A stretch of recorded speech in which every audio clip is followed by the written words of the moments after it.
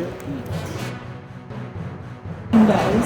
So it is good to see this spirit of partnership, good to see so many hospitals and so many organizations coming together, actually make sure on the ground that our workers are provided the best of health checkup and healthcare for us to work productive and daily workforce, and we are satisfied and workers, and then we will not only be healthy for themselves but also for the people.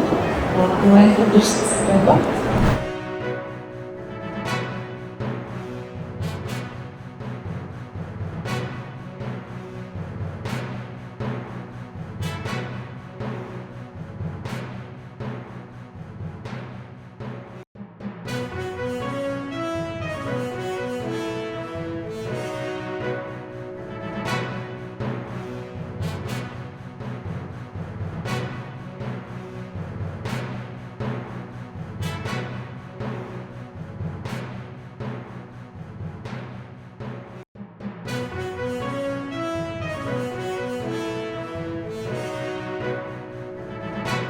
ದೇಶದಲ್ಲಿ sweep ಕಮಿಟಿಯಿಂದ ಇದೊಂದು ಜಾಗೃತಿ ಕಾರ್ಯಕ್ರಮವನ್ನು SIR ಬಗ್ಗೆ ಮೂಡಿಸಬೇಕು ಅಂತ ಹೇಳಿರೋದ್ರಿಂದ ಒಂದು time ಟೇಬಲನ್ನು ವೇಳಾಪಟ್ಟಿಯನ್ನು ನಿಗದಿಪಡಿಸಿರೋದ್ರಿಂದ ಈ ದಿನ ನಾವು ಸಕಲೇಶಪುರದಲ್ಲಿ ಬೇರೆ ಬೇರೆ ತಾಲೂಕಲ್ಲಿ ನಿನ್ನೆವರೆಗೂ ನಡೆದಿದೆ, ಇವತ್ತು ಸಕಲೇಶಪುರದಲ್ಲಿ ನಾವು ನಡೆಸ್ತಾ ಇದ್ದೇವೆ.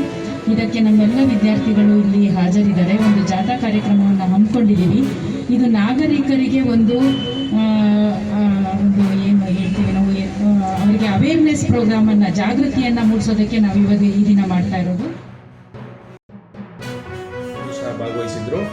ಈ ಭಾಗವಹಿಸಿದಂಥ ಸಂದರ್ಭದಲ್ಲಿ ನಾವು ಈ ಸಂಬಂಧಿಸಿದಂತೆ ನಾವು ಪ್ರತಿಜ್ಞಾವಿಧಿಯನ್ನು ಬೋಧಿಸಿದ್ದೇವೆ.